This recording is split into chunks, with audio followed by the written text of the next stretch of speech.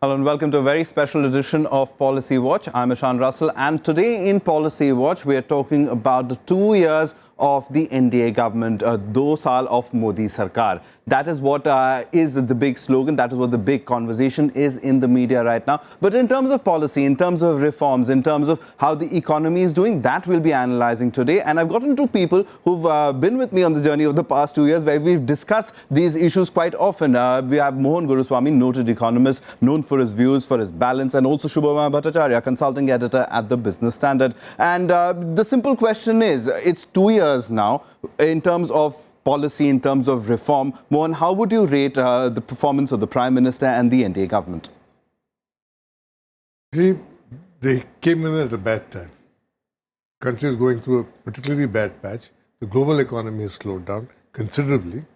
And so, that is something which has affected performance. You can't be performing outstandingly in isolation. We are in an interconnected world now. So that has hit the government quite badly. They came in also in the wake of 3 monsoon failures, which they don't control. And we're still an economy where 60% of the people depend on rains, the rural areas, on agriculture. So that was another bad game. But having said that, their performance could have been better, considering that we expected them to usher in a whole set of reforms. Get rid of a lot of things which were not working well, and which they had rightly pointed out correctly, as saying that, these are things which need to be attended to, like, a big drive to build up infrastructure, a big drive to check unwarranted subsidies, a big drive to reform public sector, and to attract more foreign capital in. All these things have not really happened in full measure as they should have happened. And we were expecting, for instance, much capital expenditure on railways, not taken place. Much capital expenditure on irrigation, just not happened. Then, the loss of jobs, an issue which they've not addressed. First of all, the organized sector doesn't create many jobs. It's the unorganized sector which created huge number of jobs. And the last 2 years, we could have lost about 30-40 million jobs in the unorganized sector. Yeah, because construction slowed down. Is totally dead. Retail has been badly hit because, people are not spending money. All right. So, all these things have hit the economy badly. Okay. So, can't completely, they could have done better. Okay, they could have done better, but Subhomoy, many supporters of this government and many neutral critics would also say that it was time to steady the ship as well of the economy. There was, as the BJP used to call it, a policy paralysis that had set in, and they had to come in and do these incremental changes, set up a base and then launch from there. Do you think that has been the strategy, or do you think that there have been a few opportunities that have been missed? Yeah, Ishan, it's interesting you use the word strategy because taking on from what Mohan has said, and very rightly that you'd notice that the BJP manifesto, the policies that they talked about, they realized very soon that that wasn't a strategy that they could adopt immediately for various reasons. But so what they have done well, I would say, is the short-term fixes. For instance, a very good thing that they've done is on inflation. That is an albatross which most governments carry, and it stymies their ability to do anything further. If you're continuously firefighting on inflation. Now, despite 3 droughts, if you've been able to keep the inflation under control, I think that's major. So that's one. The other short-term thing that they've been able to do is get their current account deficit in step. So that's very major because that actually ensures that you are not suddenly buffeted by winds from abroad. Okay. So these two are very major things. So the both of these are things which helps a lot. There are other things which they have done on the way. But after 2 years, what I would like to now look at is that have those short-term measures created a framework to handle the medium-term challenges, which is what the economy needs to face. Right. And that is where there are issues and questions left unanswered. Because the range of things that could be done on short term within a 5-year term that a government gets in India, that basket is rapidly getting exhausted. The quick tricks, and they've done it well on that. The medium term goals are all those which will I will grant them that there are issues, there are difficult issues, but they would probably start looking and giving results after a gap of 7 to 8 years. So in the interregnum, do we have enough policy options or opportunities which this government can encash and show in the next 3 years that it will now be in saddle? All right. So I think that is the question. One, also the fact that there was a little bit of a course correction after that entire idea in the first year of governance that the opposition made the charge of the Soot Boot Ki Sarkar. On that, the BJP and the NDA government did a little bit of course correction in the budget, and things that you spoke about, irrigation, the farm sector, they were the main focal points. You know, slight difference here. Even on inflation, commodity prices came down, they didn't do anything. But food inflation is up 30% in the last 2 years. You know, so, and that is the inflation which affects 90% of the people. You know, you're not bothered about steel prices or cement prices or oil prices. So, you know, that also I don't think has been managed particularly well. Okay. And people don't perceive it as good because management. The figure is lower. Figure is lower, you have a deflation. But why is the deflation taking place? And because there's deflation, you're showing a high growth rate because, you know, your nominal GDP is down, but you're showing adjusting with deflation and showing it as high. I know all these little tricks which economists play, they're doing it quite well and pushing it forward. But the issue is that you really need money in the system. Yeah. You need to save money, you need to bring money in. Now, savings rate is down, capital expenditure rate is down. They have not been able to correct it. Without that, you can do nothing. You can make small noises here and there and, you know, try to get away with it. Yeah. Which is what they're trying to propaganda their way out of trouble, Okay. which is not going to happen. You got to put money to get the economy growing. You got to start the engine rolling again. But where did that money come in from? Subhomoy, I'll ask Subhomoy first. Where did that money come in from? Because FDI, of course, is a big target for this government, as well as trying to get even domestic capital expenditure into the economy, but that hasn't happened. Yeah, and to look at that, there's a structural problem for the economy, and which is that the banking sector, as a lubricant of the financial economy, as a lubricant for the rest of the economy, has essentially stopped functioning. If you look at a sector like, say, roads, year on year, RBI data shows that from the beginning of the year till now, there has been a 0% addition by banks into road financing. Now, these are serious numbers. That means that the banking sector, for various reasons, basically the non-performing assets and the cloud that comes along, is not able to deliver. Okay. So, there is a problem there. Now, whose problem is it? That is not the point. The point is it's a problem. So, if you haven't done that, an FDI can only play a matching role. There's a project coming up within the country.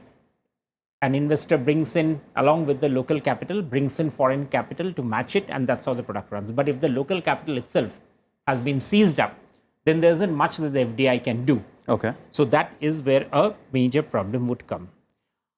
To me, there's but yet it is not a problem that this government created. Yeah, but it is something that started out. But the major problem, I would think, is which the Modi government is doing, and I'm slightly worried about it, is that they are moving away from what is called the price signal in the economy. Okay. Now, this is a bit of a worrying trend. Every government in India has a problem in balancing what is called the popular support, providing goods cheaper. But in trying to provide goods cheaper, lots of governments, lots of years have come to grief by putting in price controls. We have n number of times in this program earlier, you'd find any number of discussions which have said that price controls are dicey. Right. 2 years down the line, we do find that in quite a few places, the government is actually resorting to price control. The latest example is, for instance, on the GM crop that's been, the trade fees which have been capped at 10%. Similarly, we have had price controls coming in on range of drugs.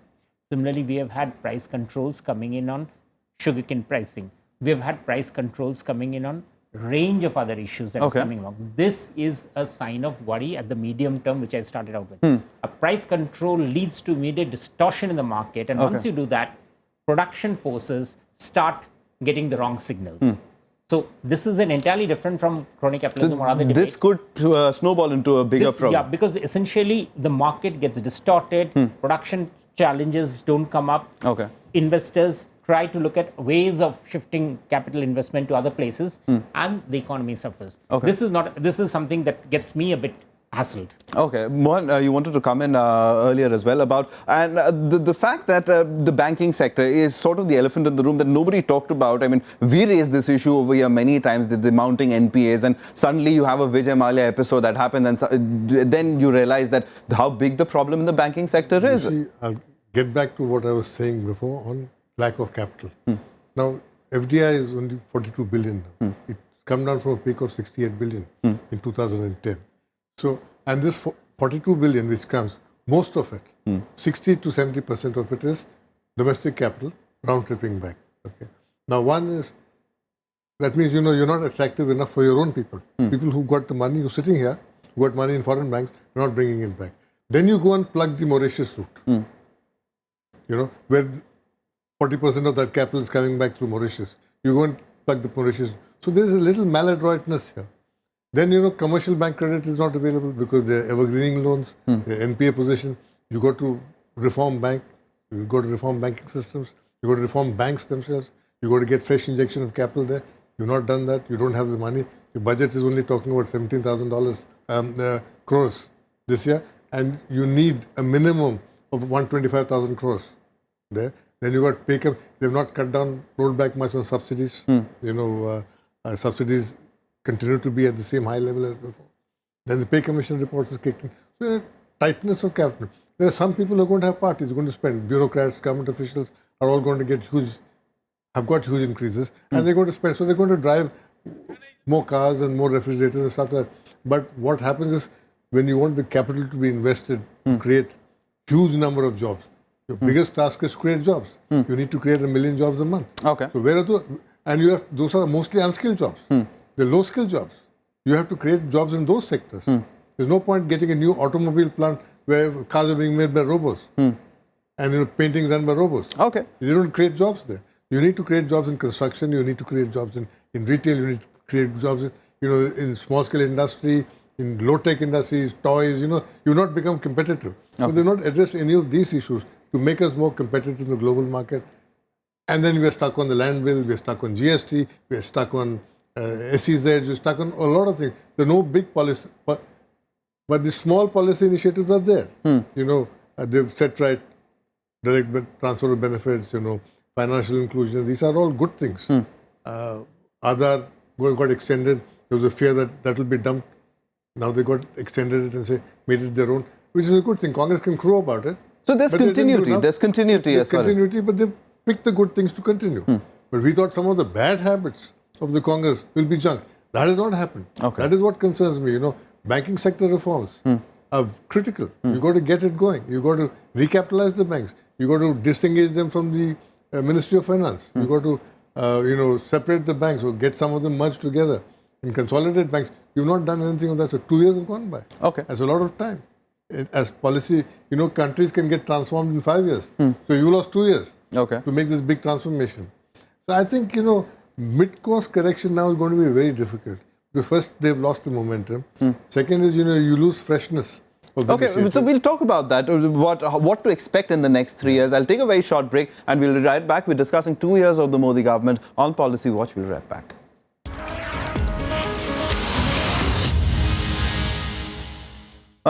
Welcome back. You're watching Policy Watch and we're discussing 2 years of the Modi government. We've discussed a range of issues, the banking sector, agriculture we've touched upon, and I'd like to delve into that a little deeper as well. But banking sector, you wanted to mention something on that, Subhomoy?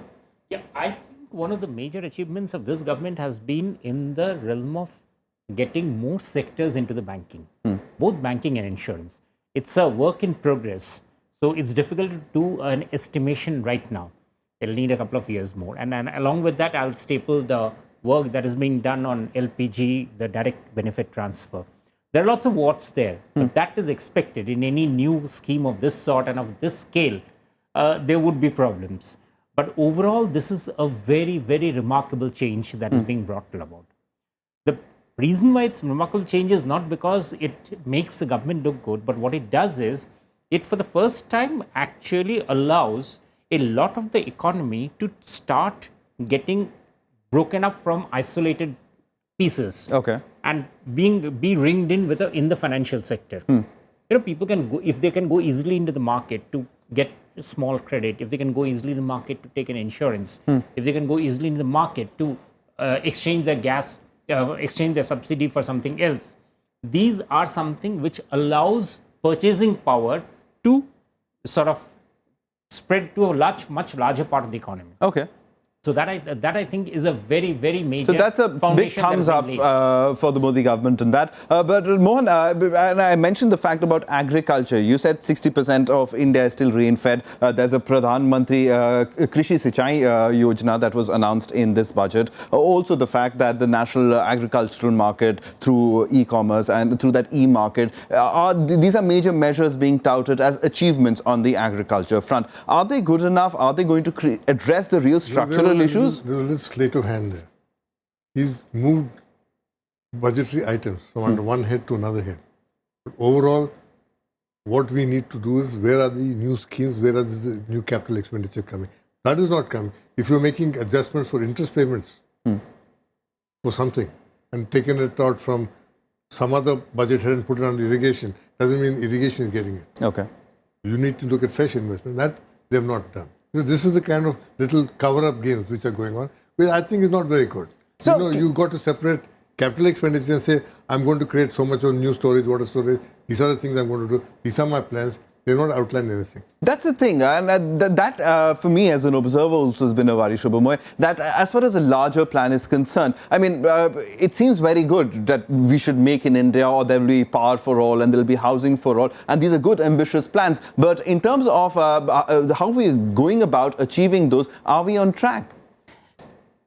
It's this way that, all Indian governments have a strong socialist streak in them. They don't want to loosen control. And unfortunately, the way of development is actually by loosening control. As Mohan rightly pointed out, capital expenditure in budget is limited. And why is it limited? Because we are committed to fiscal responsibility. And that fiscal responsibility, given the fact that our taxation power is only so much, which is 16% aggregate, of which 10% is the center.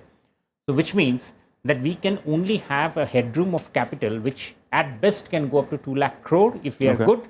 Usually it's 1,85,000 or 1,50,000. Within that, that's a very small amount to really try to do anything. A lot of that also goes into all sorts of things like police police foundation with buildings and all this sort of stuff. So essentially, capital multiplier from the government in India is very limited. Okay. In which case, what can the government do to create a multiplier effect of investment? It is to cede more space to the market forces in the capital sector. But the government would say that they've been doing that. They've been loosening control. Exactly. I fully agree. Many sectors have been liberalized. Absolutely. And that is a way in the right direction. But what I'm saying is that is exactly where deliverance lies. Okay. And to make it more easy for people to do. So the ease of doing business rules is actually a very sensible way of looking at how business should function. Because if you make it easier in terms of how an industry can be set up, how a service sector can operate, how an entrepreneur can get loan, those things make a lot of sense. So I put much more emphasis on schemes like those which do not have capital attached to them, but are procedural changes. Okay. So I'm not concerned with how much amount Mudra is given out. I'm more concerned with whether Mudra actually changes the ecosystem of giving out loans. Okay. Similarly for Stand Up India, whether it is changing the way an entrepreneur can access loans. These are much more fundamental changes that, to me, would make our governance, India, a much more interesting challenge, an interesting place to live and work in. Yeah, Mohan, you want to comment? There are places where you can get big capital flows back. One is, you got to look at the size of your foreign reserves. There's no point getting adding another 50 billion in American securities, which is what we did in the last 1 year. Could have think of ways of bringing that money back and making them work here. You could have issued bonds or something, bring it back in here, and and deploy it in capital. That is one. Two is, if you look at the national debt situation, we are only 60% of GDP. Most of the big countries are over 150% of GDP. China is 230, America is 280. These are the countries are borrowing and spending. Our problem is that when we borrow, we don't spend it effectively. We give away a lot of money on giveaways. So you've got to work focused on capital expenditure, building up of things, building up of infrastructure, building up of industry, all that, and getting money for that, directed for that. And only then you'll get commercial credit up. When you do that. There are no big ideas going on here. You're looking for, and tax collection is not improved. Okay. And 16% of GDP is very low. Tax collection, I would say this is one area where the direct tax figures are looking interesting in terms of the accesses, not in terms of the collection. Not in terms, and you're losing if 75% of your annual economy is still untaxed because people are not paying taxes. That means you're losing close to a third of your GDP. Okay. So that is where I guess lost revenue. Then you're giving all these concessions. But like 2 years. I mean, in 2 years, can a government really change the tax structure? And that is the point. But you should start taking the first steps and saying that more people will come. I spoke to an assistant commissioner income tax who happened to be a student of mine just this morning, and he looks after a part where there are lots of small industries. So he says, sir, it's quite amazing number of people who don't pay taxes. He says none of the dry cleaning shops are there, none of the kirana shops are there. You should now start making, this is inclusion. Yeah. Getting them all in the everybody has a bank account now, pay taxes. So he's finding out now what we had already known. Rather than that, you're going and tightening up Mauritius. Where, it doesn't matter, the big thing lesson to be learned is it doesn't matter the cat is black. As long as it's a cat. It's the mice. Your mice is get the economy going. A little bit of inflation is also good for the economy because, higher prices expect people to invest money. All right. A little bit of slush here and there also greases the economy, gets it going. So don't become a policeman all the time, and keep waving a stick about. And this, I think, part of the government, this thing is, Arun Jaitley keeps waving the stick every now and then. Yeah, that's my point. That's my final question, in fact, as far as the performance of the ministers and the Prime Minister himself in terms of policy and their outlook, and also institutions. For example, the Niti Aayog. There were new ideas that were being infused into the Indian economy. But how have they progressed so far? Subhomoy, first, the performance of the ministers and the institutions. Niti Aayog is again, they are being changed into, the plan seems to be to change them to something like the NDRC of China. So that will take time. And I don't think in 2 years you really would get an idea of whether the presence or absence of Planning Commission is making a drastic change. As I said right at the beginning, we were basically looking at the short-term changes, which I think some of them are very impressive. What is missing out is that this year, oil prices are coming back with a bit of a vengeance. The inflation headroom that was there is going to get shorter. So in that context, are there enough building blocks that have been created? Okay. Well, to me, the financial inclusion shows that those parts have been created. What have not been created is the investment opportunities. But there, it's a question of whether the banks would be able to turn around within a year.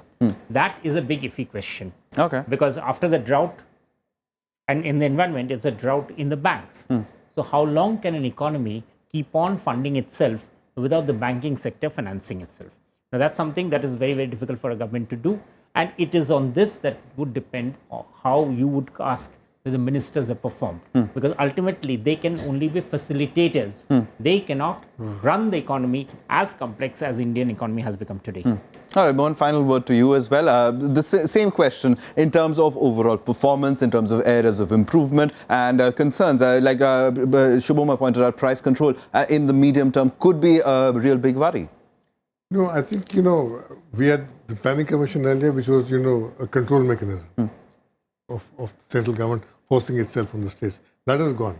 But we should have gotten an institution which is a policy thinking body, you know, a think tank, or, you know, a body which warns the government, which cautions the government, which gives new ideas. I think largely it has failed because the institutional structures are not there, and maybe the people themselves are not capable of it. Both weaknesses are very apparent. Right. You know? And I don't think within the government they're taken seriously now. You know, it's there. Okay, it's something they've put some people there and it's functioning.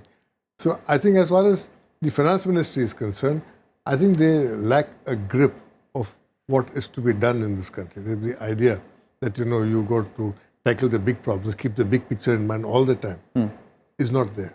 They're looking at small things. They're looking at, you know, it's like, you know, I used to always say that, you know, finance ministry is obsessed with Sensex.